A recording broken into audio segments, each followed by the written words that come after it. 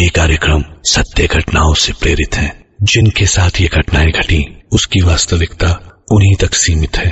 भूत प्रेतों और असामान्य विषयों के होने पर चैनल कोई दावा नहीं करता और न ही प्रोत्साहन करता है। समय एक ऐसी पहेली है जिसका जवाब हम अभी तक नहीं खोज पाए हैं। समय क्या है? कभी तो दिन मिनटों में बीत जाता है और कभी कुछ मिनट दिनों से भी लंबे लगते हैं। कुछ वाकये तो ऐसे होते हैं जहां समय वाकई रुक जाता है। हैरान करने वाली बात है ना? पर आज मैं कुछ ऐसा ही अजीब वाकया लेकर आया हूं जिसे सुनकर शायद आपको अपने कानों पर यकीन न हो।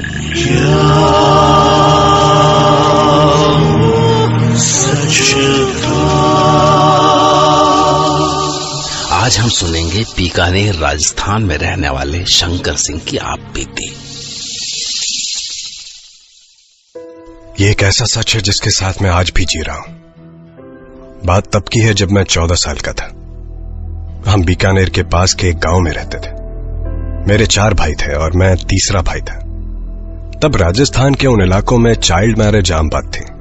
मेरे सारे भाइयों की 13 साल में शादी हो गई थी। जब मैं 14 का हुआ तो मेरे पिताजी ने पड़ोस गांव के अपने दोस्त की बेटी बिंती से मेरी शादी करवा दी। बिंती और मैं बचपन से एक दूसरे को जानते थे। वो मुझे काफी पसंद करती थी। हमारे घर वालों को भी यह बात पता थी और ये तय हुआ कि 4 साल बाद जब बिंती 17 की हो जाएगी तब वो मेरे साथ आकर रहेगी। पर शादी के 1 साल बाद ही एक एक्सीडेंट में बिंती की मौत हो गई। उस समय इस बात से मैं काफी टूट गया था, पर वक्त के साथ वो घाव भी भर गया और बिंती सिर्फ मेरी यादों में रह गई। फिर जब मैं 24 का हुआ तो मैंने अपनी कॉलेज की दोस्त नेहा से शादी कर ली और हम बीकानेर रहने आ गए। पर मुझे नहीं पता था कि मैं जिन चीजों को भूल चुका था वो मुझे नहीं भूल पाई थी। तुमने इतनी दूर शहर से घर क्यों लिया? तुम तो चले जाओगे काम पर और मैं अकेले पता नहीं क्या करूंगी। बस आधे घंटे और। तुम एक बार घर तो देखो, बहुत अच्छा है। शहर से दूर और शांत। वो देखो बस पहुंच ही गए। नेहा पता नहीं क्यों पर इस नए घर को लेके थोड़ा परेशान थी। शायद सुनसान था इसलिए, या फिर वो अकेले रहने से डर रही थी, क्योंकि जैसे ही हम घर पहुंचे उसका मुंह उतर गया। हाँ? शंकर, ये तो... अरे देखिए नेहा, ये घर काफी टाइम से बंद था। पर अंदर से तो साफ है। फिर कोई खिड़की शायद खुली रह गई होगी। तुम परेशान क्यों हो रही हो? पर घर अच्छा है ना? नेहा को किसी तरह मैंने घर पे रहने के लिए मना लिया। हम घर में आए ही थे कि 1 घंटे बाद एक 13-14 साल की लड़की घर पे आई। मैं उस वक्त ऊपर के कमरे में था। मैंने उसका चेहरा नहीं देखा। 1 मिनट, आती हूँ। कौन हो तुम? वो दीदी, मैं इधर ही रहती हूँ। वो आप लोगों को आते देखा तो पूछने आ गई। आपको घर में साफ सफाई करने के लिए कोई चाहिए? हाँ हाँ ठीक है। नाम क्या है तुम्हारा? जी, सुनीता। तुम यहीं पास में रहती हो? जी। कौन है नेहा? कोई नहीं, एक लड़की है। बाई का काम पूछने आई है। मैं बात कर रही हूँ, रुको। देख, महीने के 1000 रुपए दूंगी, चलेगा? ठीक है। ठीक है। तो चलो फिर अभी से आ जाओ। उस लड़की में कुछ तो अजीब सी बात थी। वो जब देखती थी तो लगता था जैसे वो आपके भीतर झांक रही हो। मैं घर को ठीक करने में लगा हुआ था। नेहा भी अपने काम में लगी थी। हम आसपास किसी को नहीं जानते थे। नेहा, सुनो, मैं जरा बाहर से कुछ सामान लेके आता हूँ। हाँ ठीक है। वैसे भी ये तो है घर में मेरे साथ, तुम हो आओ। मैं बस थोड़ी देर के लिए ही बाहर गया, पर जैसे ही मैं थोड़ा दूर गया था कि अचानक से तेज बारिश शुरू हो गई और मैं वहीं अटक गया। पर जब मैं घर पहुंचा तो मैंने देखा... नेहा, ये क्या कर रही हो? मैंने देखा कि नेहा घर के बीच में पंखे से एक दुपट्टा बांध के सुसाइड करने की कोशिश कर रही है। वो देखते ही मेरी हालत खराब हो गई। मैं सब कुछ फेंक के उसकी तरफ भागा। मैं चिल्ला रहा था, पर जैसे उसे मेरी आवाज सुनाई ही नहीं दे रही हो। मैं नेहा तक पहुंचा ही था कि उसने पैरों से चेयर गिरा दी। मैंने तुरंत उसे पैर से पकड़ लिया। अगर मुझे 1 मिनट भी और देर हो जाती तो पता नहीं क्या हो जाता। मैंने उसे नीचे उतारा।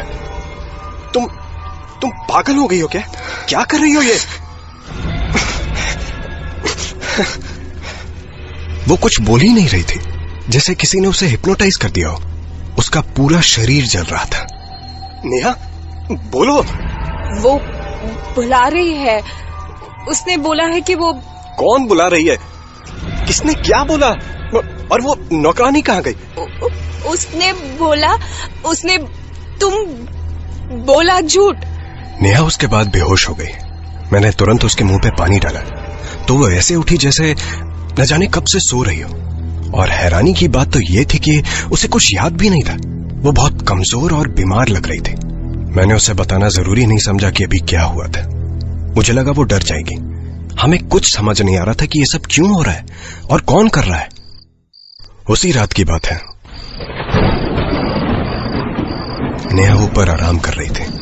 अचानक से लाइट चली गई और तेज बारिश हो रही थी। मैं नीचे कैंडल लेने गया। शंकर। हाँ रुको, कैंडल ही खोज रहा हूँ। ये पता नहीं लाइट कैसे चली गई।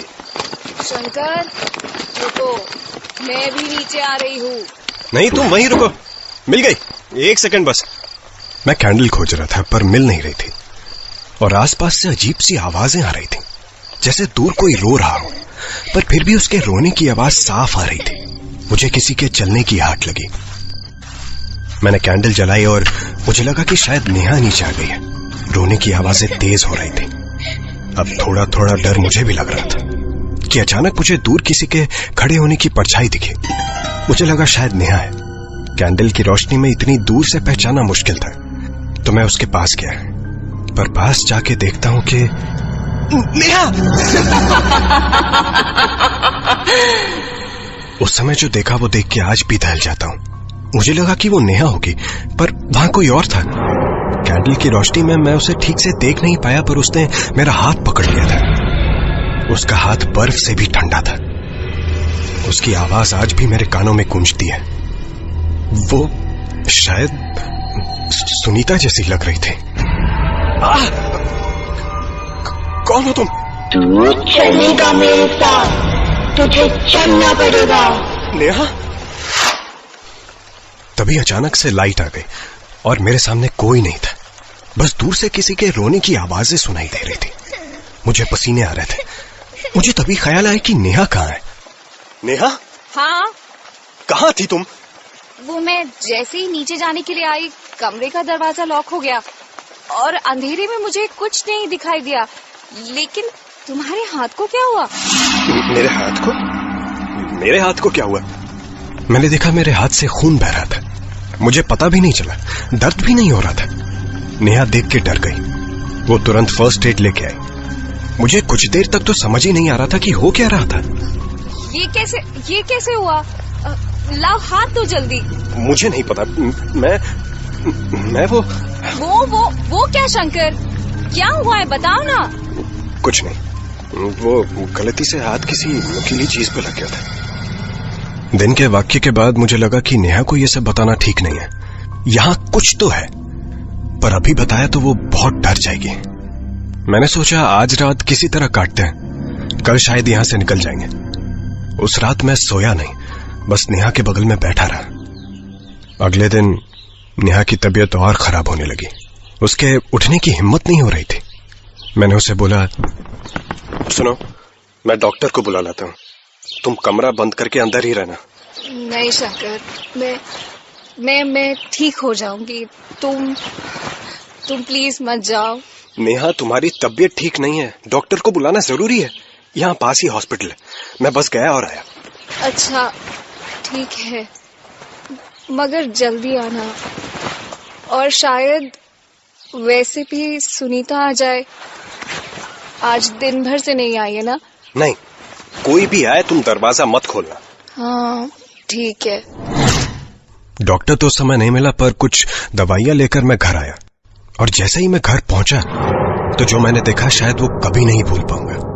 घर का दरवाजा खुला हुआ था, जो कि मैं बाहर लॉक करके गया था। मैं तुरंत घर के अंदर भागा। मुझे एक 12-13 साल की लड़की दिखी जिसकी शक्ल कुछ जानी पहचानी लग रही थी और उसने नेहा को गले से पकड़ रखा था। मैं घर की तरफ भागा। नेहा, कौन हो तुम? भूल गया मुझे? बिंती? हाँ, मैं बिंती भी और सुनीता भी। तूने मुझे धोखा दिया। पर शंकर, ये तो मर गई थी। मर गई थी, भूली नहीं थी। शंकर से मेरा ब्याह हुआ है, ब्याह। शंकर, बचाओ मुझे। छोड़ो उसे बिंती। तू अब मरेगी, मरेगी तू।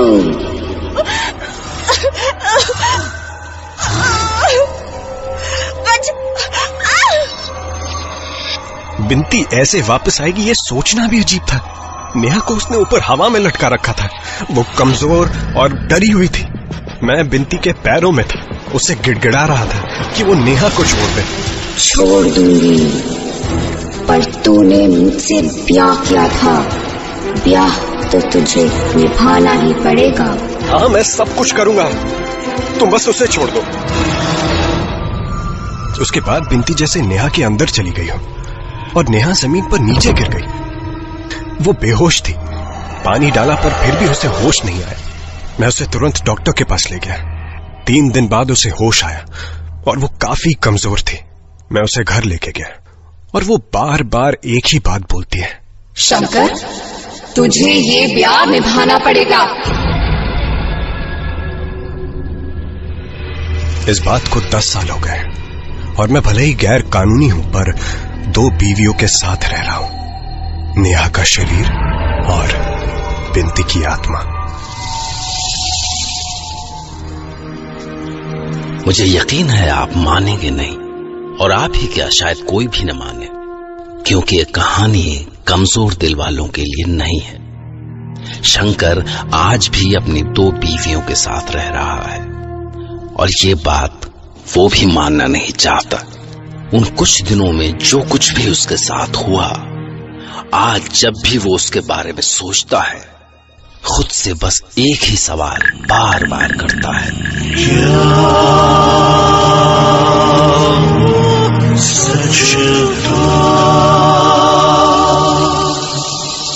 खैर, मैं डॉक्टर नागर कल रात आपसे फिर मिलूंगा एक नई सच्ची घटना लेकर। तब तक के लिए गुड नाइट। शंकर, ओ शंकर।